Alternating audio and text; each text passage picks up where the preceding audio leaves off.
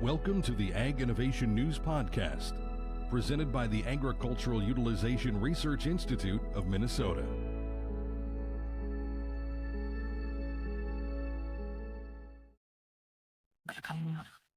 Welcome to the Ag Innovation News Podcast, presented by AURI, the Ag Innovation News Podcast, and we thank you for listening or watching, or both, maybe, in this case. I'm Jamie Dickerman, your host. Thanks for being here today. And we're joined by Tom Smude, and you may know that name if you're from the region. You've probably heard it before. He's definitely got quite a story to tell from the Piers, Minnesota area. Tom Smude. Tom, thanks so much for being here with us today. We appreciate it. Thank you. You're welcome. And we're going to talk about you and your operation, owner of Smude's Sunflower Oil, and a lot of irons in the fire for you, Tom. If you could maybe just give us a little background on you, if people aren't familiar with you, talk about your operation and tell your story a little bit. I guess we grew up in a farming area here, so mom and dad both farmed or both milked cows, and just we were in the agriculture side all the way through. So in '90, bought a farm. Jenny and I bought a farm a couple miles away from dad's, and since then we started buying trees and renting more land, growing. Built a feedlot in 2005, and 2009 or 2007, 8, we went through drought. So we're looking for something to make on the farm, or like how can we make a protein on the farm to feed all our cattle instead of trucking all this protein in. So 2009, started building the crush plant. You did a lot of research on the internet and found you could press the sunflowers or canola or something, into a pellet. So then talked to a guy with Isle Lake sunflower. That's going to be the new coming thing.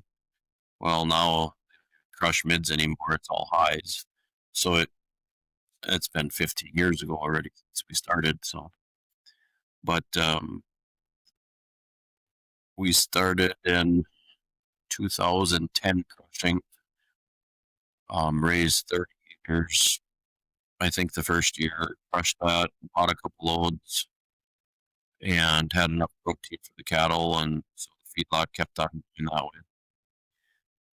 The oil was going to be a byproduct. Well, that didn't work so good. About 3 months into it, oil got dumped into the market from overseas and dropped the price in half. So we decided to go food grade and start bottling it. I did know the health benefits later on, or I checked all prior, but that wasn't our intent, maybe in the 5-year plan or something.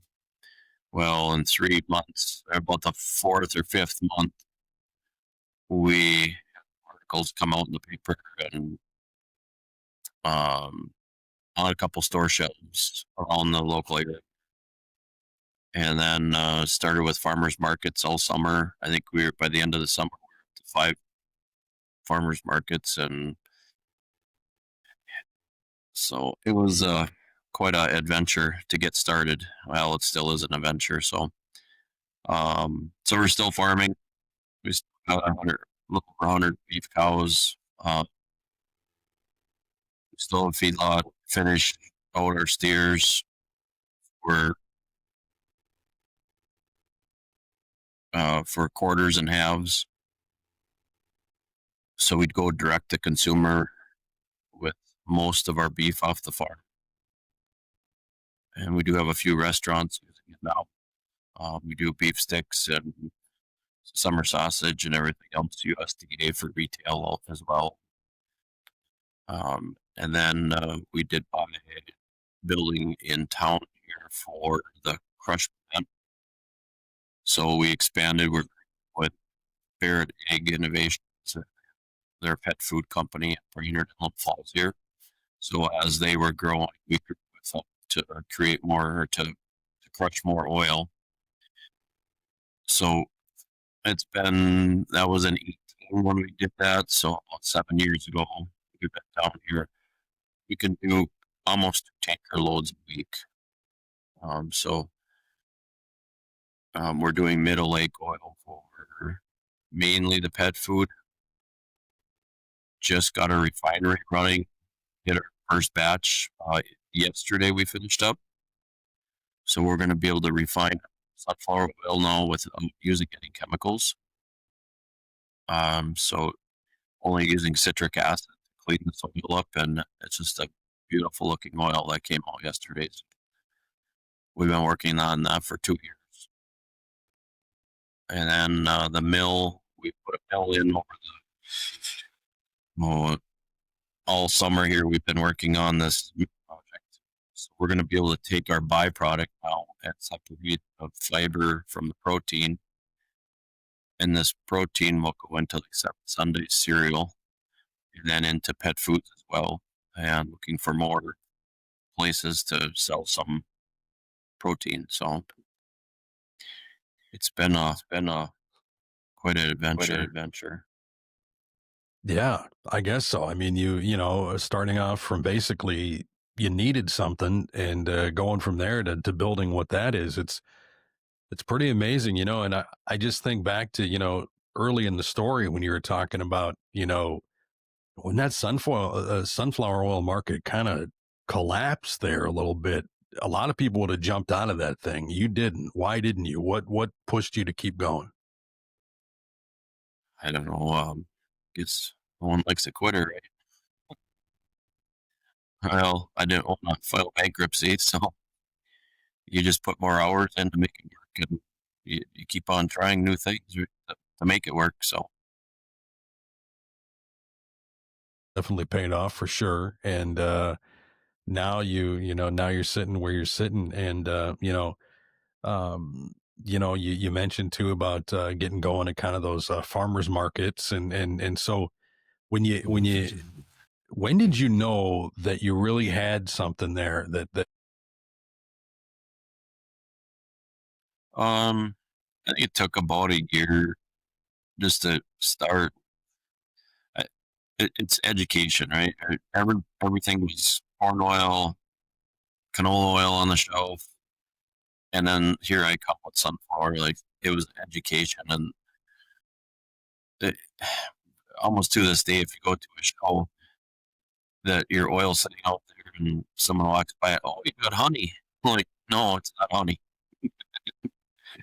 It's sunflower oil, and try to educate what cold pressed sunflower oil that all the vitamins are still in that, but it doesn't work for high heat frying. So it's kind of like olive oil. You don't want a high heat olive oil either. So we're going to offer both. That high heat fryer oil will be like 50 oil, 450-degree smoke point, and our others is about 350 to 375. So, but I think it took about a year. Finally got into Colburn's. I think once you start seeing it on the shelf and it started moving, and we got to use a pallet instead of taking one case at a time to stores. Probably that, like, hey, we got a half a pallet order. We're doing good. So, and it's going to a distributor. But so yeah, it's came a long way from bottling, from one bottle at a time, that with a little valve, and now it's a piston filler, and we can do a lot of bottles in a day. So, and then we started with popcorn, and about 17, 18, somewhere 19. That's a challenge to keep liquid oil in a paper bag, though. That's a whole other story, but we do sell a lot of pocket. So, yeah, I met a guy that's the equipment, that's what they do is build equipment for bagging. I think the first adventure of putting wool in a bag, it lasted about maybe 3 hours in the bag, and the rest of it was on the counter. So it's came a long ways. They still leak a little bit, but it's a lot. There's no wax in the bag either. It's a lot better for you. There's no fluorocarbon, so it's a highly refined paper, and then with liquid sunflower oil in it. So, and just it's 3 ingredients: corn, salt, and our sunflower oil. But Now, in I know there's been, and I really want to get your take on this, being in the position that you're in, and it's kind of started off maybe I think earlier this year, but that whole Maha movement and the Make America Healthy Again, and there's been a national debate kicked around about seed oils, and so sitting as someone in your spot, what do you want people to understand and know about that? Because I feel like it's important to talk to people who really know, the truth behind that. And so would love to get your take on. well, not all seed oils are the same. I guess would be the first thing. That's pretty broad when you say seed oil, and I think they should discuss on how it's produced or like crushed. Like when we crush our seed oil, it's only to 138 degrees coming off the press. So we don't destroy any of that property of that oil. So it's a very heart healthy oil for you, actually. We don't destroy it with high heat, and it's just a clean oil versus we don't use any hexane, we don't use any lye, we don't. So it just, I think it's where it came from and how it's processed would be the first thing to look at compared to how we do ours, I guess. So Well, and you talked about the cold press, and how the nutritional benefits of that. I think something that's certainly, definitely, worth repeating because it's very healthy, very healthy. yes, it's actually 10% higher monounsaturated fat than olive oil, and like Europe uses sunflower oil there all the time. It's like our olive oil here, and we have a huge Ukrainian and Russian following in the U.S. here that they say it tastes just like how we crush it. So we sell a lot of it into like Missouri, to California. We ship a lot of oil across the country. People really appreciate what you do. So Now, you've gotten quite a few honors, of course. One of those being AURI's Ag Innovator of the Year. So, when you look back at stuff that you've come up with or innovations that you've done, like what are some of the ones that you're most proud of with the business that you've built? I think just to take a product out of the field and turn it into 15 different things. I mean, we don't waste anything, and we keep on trying to pull all our products apart and get something else to go into the market. I guess it's pretty cool to see that there is zero waste to this product, and the leftover, whatever's left over, it's still cattle feed at the end of the day. So it's still a good fat form. The only problem with cold pressing, we leave about 12 to 15% of our oil in the byproduct because we can't get it all because we're not heating it hot enough to extract all the oil. Well, all the large companies that's why they have to heat it. They get it down to 1%, and I understand it. It's a commodity. That's just the way they do it. And nothing wrong with it. It just that's the way they do it, and we feel that we can hit a niche market that that people want a cold pressed oil, a pure oil that's never been over 138 degrees. So right now, you're contracting what, about 20% of your sunflower acres now? Is that where you're? We're over 50% this year, so we had right at 4,000 acres contracted, all in Minnesota. So we need about 8. This year was a phenomenal crop year. A lot of people went from 23 to 2,700 an acre, or pounds per acre. And the price, we pay a little bit more just because we want a certain seed. So we want certain varieties, and we're probably 4 to 6 cents over posted out there for seed for crush.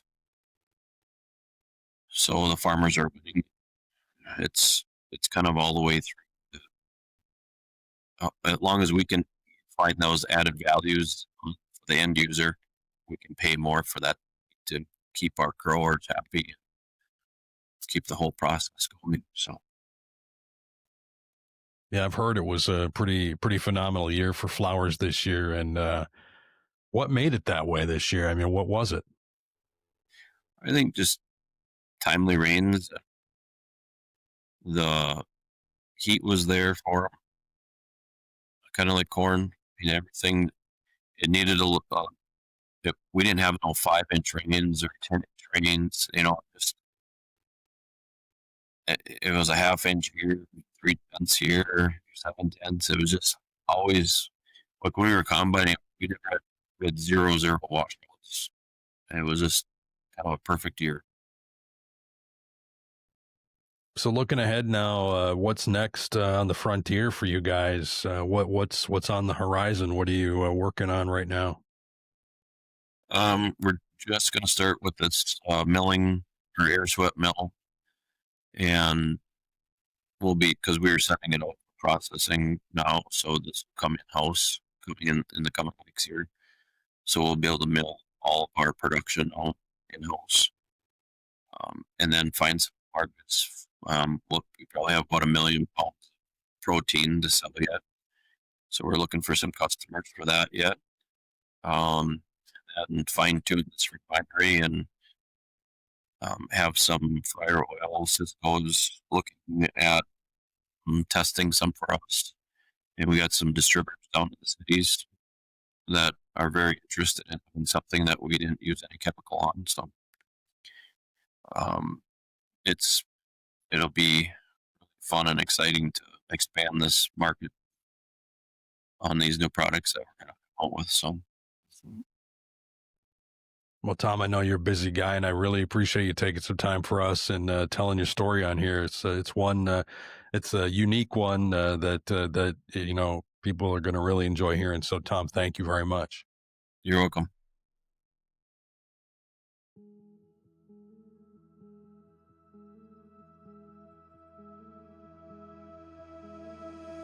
This has been the Ag Innovation News Podcast, presented by the Agricultural Utilization Research Institute of Minnesota.